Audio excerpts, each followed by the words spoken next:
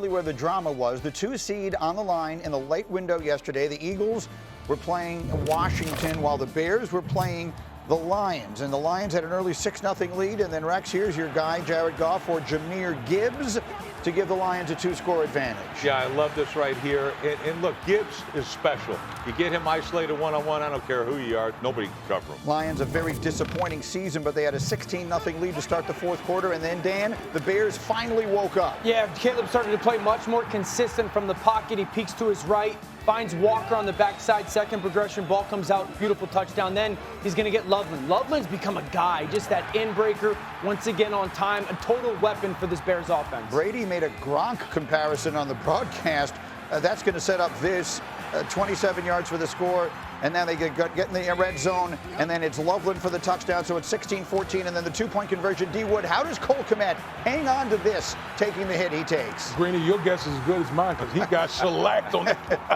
But it's tied up, and then the Bears would get the ball back in the tie game with a chance to win it, but they couldn't do anything with it, and then it's Detroit, Amon-Ra St. Brown. That's a 26-yard play, setting up with 2 seconds left. Jake Bates from 42 yards away. And so the Lions aren't going to the playoffs, but they at least do get a win to finish up their season, knocking off the rival Bears for the second time this year, 19-16.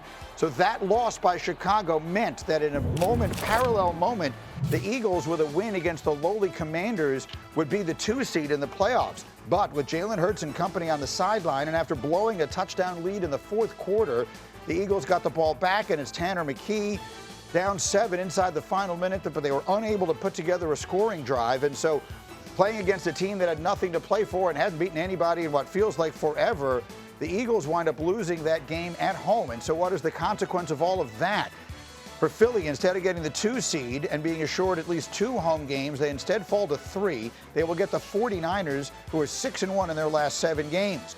After it was over yesterday, Nick Sirianni was asked about his decision to rest his starters after Chicago left open the door for the 2 seed. I knew this was an outcome that these things could happen. Like I said to you guys, one thing I could guarantee was giving them rest. I couldn't guarantee anything else.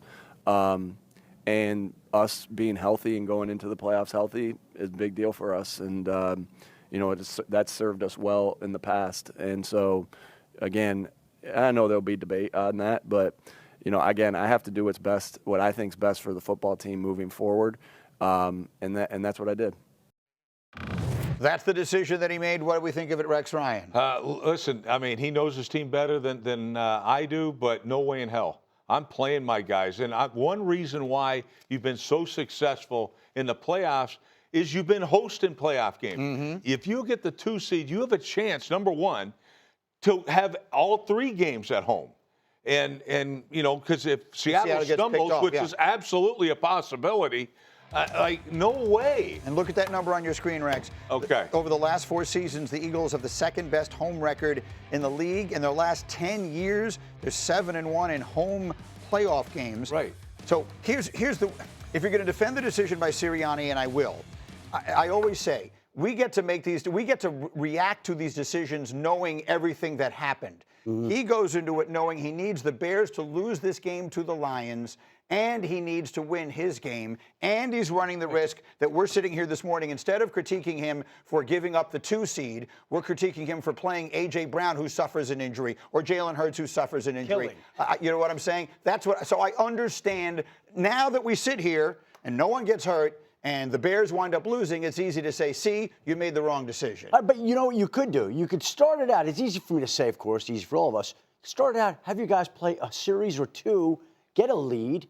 And if we go back to last year, if you had been resting your guys and the Detroit Lions, the 1 seed, lost in the first round to Washington, right, the 2 seed would be hosting the conference championship game the next weekend. That's the one loss here. To me, it doesn't matter who you play in round 1. Green Bay has flaws. San Francisco has flaws. Who knows how your team matches up? But to have the ability to potentially host the conference championship game has value to me. Not only that, but the 2-3 game now, if they both get to that, let's say the higher seeds win, let's say the Bears win and the Eagles win, yesterday means that game will be in Chicago rather than Philadelphia. I know the Bears went to Philly and won on Black Friday, and maybe they could do it again, but he knew what Look, I have criticized Nick Sirianni for a million things. This one I like. Oh, Schefter's getting a phone call. This could be important. Stand by. This one does not. Is it something we need to know? Okay. Sirianni, as far as that's concerned, what do you think of them against the 49ers? Quick look at that game. 49ers obviously got stymied at home on Saturday night by that Seattle defense. Yeah, I want no part of playing against the 49ers offense. It's as good as any offense in the playoffs, but the defense you can get after. The defense can't stop the run. That'll be advantage Philadelphia. I also would just say this. This is the same head coach that sat all his starters last year in Week 18 with NFL history on the line. Right. This is not just a Nick Sirianni decision. This is an organizational decision that has long been independent of the regime. But I think that's Philly's going to have a very difficult matchup versus San Francisco's offense. But for the offense for Philly that's struggled at many times this year, it's a good matchup for them. Well, I mean, I look at this thing like, well, yeah, and Chicago had to get beat. They were going to get beat. All right, all you had to do was watch week 2 when they got 52 points hung up on them. Mm-hmm. So to me, that's why I'm like, yeah, you got to go in there thinking Detroit's going to beat Chicago. By the way, you played both teams. You know Detroit's better. Yeah. And so to me, that's why I thought that's a huge mistake. What do you think of it, D. Wood? No, listen, I would have at least played my starters at half. Mm-hmm. I would have at least thought, you know what? Let me try to get a lead, see what's going. You're going to do some scoreboard watching, see what's going on, and then pull my guys out, because I think Rex brought up a great point. I want to have home field advantage in case Seattle slips up. We've seen it before. What would have been going on is you would have been seeing the Bears losing 16-0 going into the fourth quarter, and you never would have taken your guys out. So one way or another, look, there's a million different reasons that we've been critical of Sirianni over the years. I understand what everyone here is saying in this particular case. Season on the line. Winner advances. Loser is done for the year. Rodgers back, lofting left. Touchdown, Pittsburgh Steelers! Chris Boswell's extra point attempt is no good. And now a field goal will win it for the Ravens. 4th down for the Ravens. 21 seconds remaining. Lamar takes the snap. Lost the ball. It is caught by Isaiah Likely. We are down to the final play of the regular season. And that kick is no good. No good. Right. No he good. Missed it. Luke missed it. And your Pittsburgh Steelers are AFC North champions. NFL season perhaps saved the best for last. I want to go back to the beginning. The Ravens and Bills had the shortest odds to win the Super Bowl before the season started. 18 weeks later, the Bills and Eagles are in the playoffs, and the Ravens will be watching from home. After the game, the coach and the quarterback were both asked about John Harbaugh's future.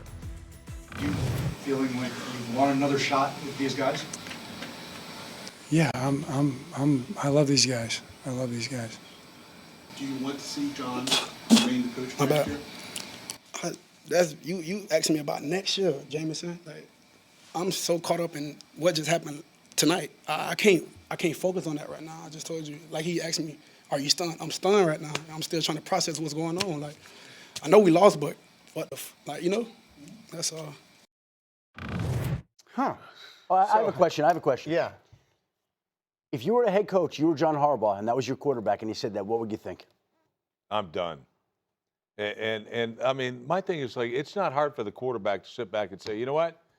Hell yeah, man. You know, of course, I want Coach Harbaugh back, and, you know, this stinks, but we're going to get back, and we'll be better next year.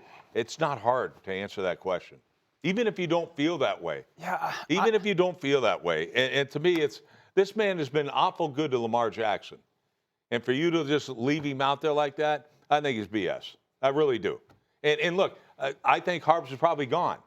All right, anytime you underachieve this badly, all right, things happen. And it's no reflection of John Harbaugh as a coach. I think he's an outstanding coach. But sometimes when you don't meet expectations, don't come close to expectations, things happen. And if that's the case, I hate to see their relationship go out like that. What did you think of it, D? The Jameson he's talking to is Jameson Hensley, who's our reporter who asks him the question. And I can sort of see both sides of it. I can see your face, Dan, like he's giving you an honest answer in the moment. I can't even think about it. But to your point, he's a National Football League quarterback who has been had been answering questions professionally for a long time. He had to know that something like that was probably coming. It could easily have he could have answered it in such a way that didn't leave us to be interpreting it this way. What did you think of it, D. Wood? I think that Lamar just dropped the breadcrumbs of how he really felt. I understand. Listen, I don't deny that Lamar Jackson is emotional. You're coming off a game where it literally comes down to a field goal, and you're on the outside looking in. But again, like, we're professionals. We know when the press comes in, that's gonna be like the first question they ask. Yeah. Because this noise has been going on throughout the organization for weeks. And that's what you give us? And so it's easy to say it. So again, I'll ask you, you're a player in New England, there's noise around Bill Belichick, you lose the game that decides the division, the reporters come in and ask you how you feel about Coach Belichick being back. How do you think you would answer that in a spot like that? Me personally at that point in time, I wouldn't address it, being my coach, because I know how I'm programmed. I know how Bill programmed us in New England. So I wouldn't go out and say, question. yes, I would be like. But can you say I believe in my coach?